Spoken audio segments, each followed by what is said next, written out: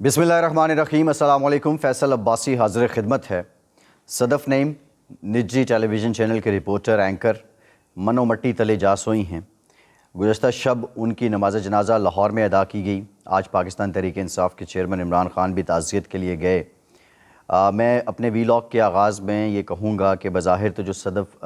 नईम के वरसा हैं उन्होंने किसी किस्म की तहक़ीक़ात से इनकार किया है, लेकिन सहाफ़ती बरादरी जो है हमारी जो सहाफ़ी बरादरी है उनकी ये ज़िम्मेदारी बनती है कि एटलीस्ट ऐसे वाक़यात की इतने पैमाने पे ज़रूर तहक़ीक़ात हो जानी चाहिए कि आज के बाद सहाफ़ी जो हैं वो अपनी सिक्योरिटी, जिस इदारे में वो काम कर रहे हैं वो इदारा, और जिन लोगों के इवेंट में वो जा रहे हैं वो इतने इंतज़ामात ज़रूर करें कि कम अज़ कम कोई इंतज़ामी गफलत के बायस किसी की जान न जाए। सदफ़ से मुतालिक कल मैंने बड़ी डिटेल बात की थी। मैं आज सिर्फ मुज़फ़्फ़र वारसी साहब के मुझे दो शेर याद आ रहे हैं, और वो कहते हैं कि संभलने के लिए गिरना पड़ा है, संभलने के लिए गिरना पड़ा है, हमें जीना बहुत महंगा पड़ा है। रकम थी अपने चेहरे पर खराशें, रकम थी अपने चेहरे पर खराशें, मैं समझा आईना टूटा पड़ा है। सहाफ़ी ज़ाहिर आईना है और वो आईना दिखाता भी है। बहरहाल अल्लाह रब्बुल इज़्ज़त सदफ़ नईम के दराजात बुलंद करे और उनके आगे के मामलात बहुत अच्छे हों, बहुत बेहतरीन हों। पाकिस्तान में जो सबसे बड़ा इशू इस वक्त बना हुआ है, इशूज़ तो बहुत हैं, पाकिस्तान की मईशत में बहुत इशूज़ हैं। अब नवंबर में इसहाक डार साहब जो हैं वो IMF के साथ फिर मुज़ाकरात करेंगे, जो नवा रिव्यू पैकेज है उसके लिए। वज़ीर-ए-आज़म पाकिस्तान शहबाज शरीफ कल चीन जा रहे हैं। यहाँ पे इस बात को भी जहन में रखना होगा कि पाकिस्तान तहरीक इंसाफ सड़कों पे है।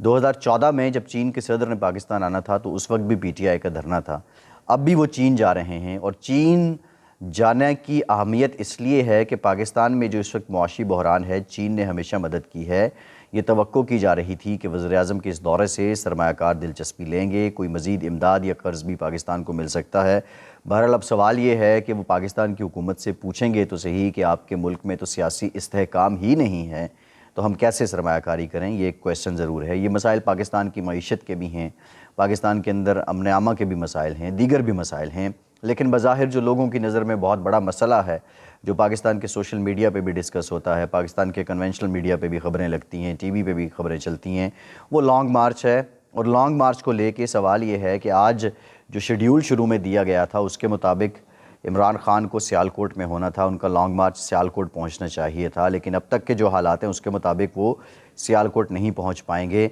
आज इमरान ख़ान ने अपनी स्पीच में भी कहा है कि 8-9 रोज़ लग जाएंगे इस्लामाबाद पहुंचने के लिए। अब ये डिले क्यों किया जा रहा है,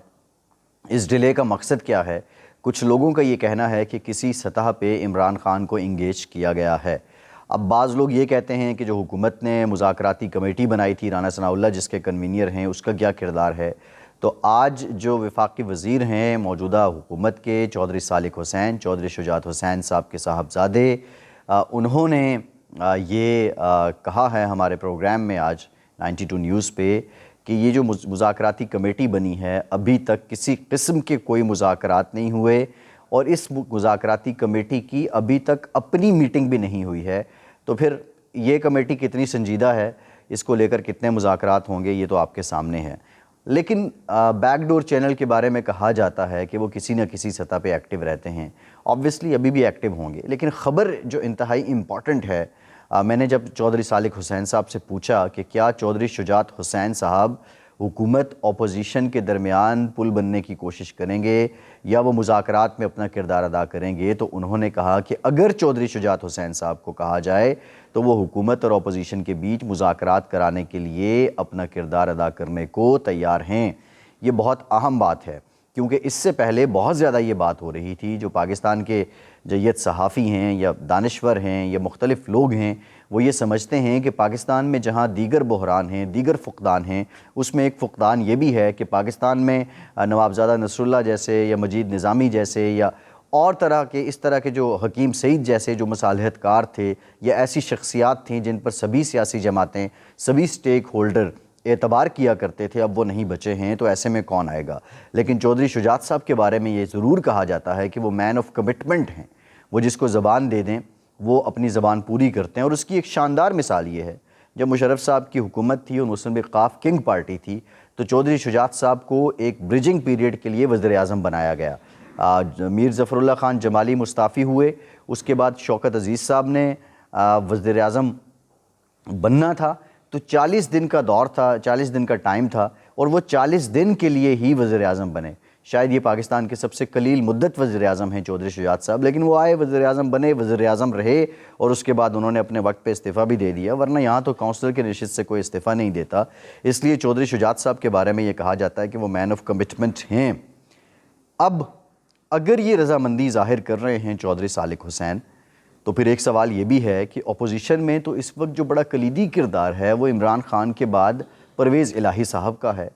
جو چودھری گھر کے اندر کے معاملات ہیں، کیا وہ ٹھیک ہیں؟ ان کے سیاسی معاملات علیحدہ ہیں، اور جو برادری کے خاندان کے معاملات ہیں وہ ٹھیک ہیں؟ ظاہر ہے یہ بھی ایک سوال تو ضرور ہے، لیکن مجھے یقین ہے کہ چودھری شجاعت صاحب کی شخصیت ایسی ہے کہ ان کی بات کو ٹالنا شاید چودھری پرویز الہی صاحب کے بس میں بھی نہ ہو، شاید عمران خان کے بس میں بھی نہ ہو، اور ادھر حکومتی جو اینڈ ہے ان کے بس میں بھی نہ ہو۔ لیکن مذاکرات ہوتے ہیں تو کس بات پر ہوں گے؟ جو ضد ہے عمران خان کی کہ جلد الیکشن کروا دیے جائیں، شفاف الیکشن کروا دیے جائیں، اس میں کوئی دو رائے نہیں کہ یہ جو موجودہ حکومت ہے، جب یہ اپوزیشن میں تھے یہ کہتے تھے ہم آئیں گے، الیکٹورل ریفارمز کریں گے اور اس کے بعد ہم الیکشن میں چلے جائیں گے، لیکن اب یہ حکومت پہ بیٹھ چکے ہیں اور یہ اترنے کا نام نہیں لے رہے۔ لیکن عمران خان کا بھی جو جواز ہے کہ مجھے وزارت عظمیٰ سے ہٹا دیا گیا ایک سازش کے ذریعے، اور لوگ ان کی بات کو مان رہے ہیں، سازش کی بات کو سمجھتے ہیں، اور اس بظاہر دیکھیں گراؤنڈ ریئلٹی یہ ہے کہ عمران خان جو امریکی سازش کی بات کرتے ہیں وہ سچ ہے، یہ جھوٹ ہے، لیکن عمران خان کی بات کو لوگوں نے مانا ہے، اور جو حالیہ ضمنی الیکشن ہے اس میں 7 سیٹیں عمران خان کا جیت جانا، یہ بھی اس کی ایک دلیل ہے۔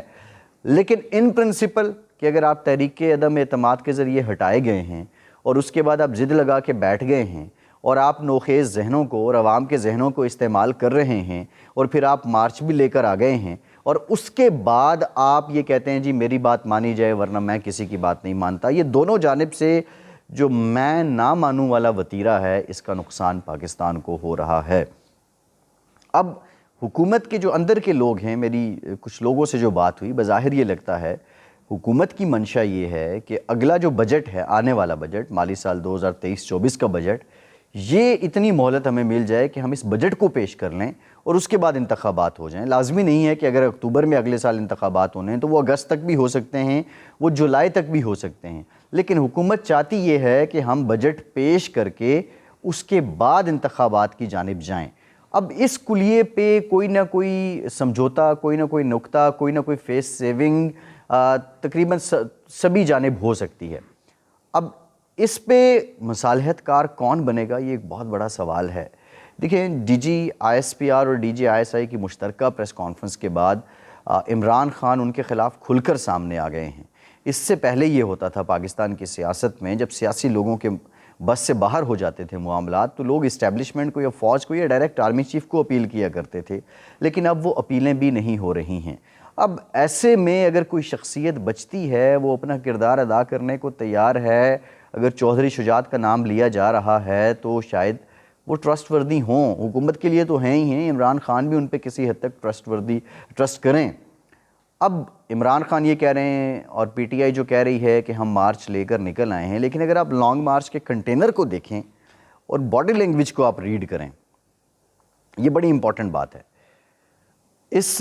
باڈی لینگویج کو اگر آپ ریڈ کریں تو آپ کو اندازہ ہو جائے گا کہ کون اس وقت سب سے زیادہ تشویش میں ہے۔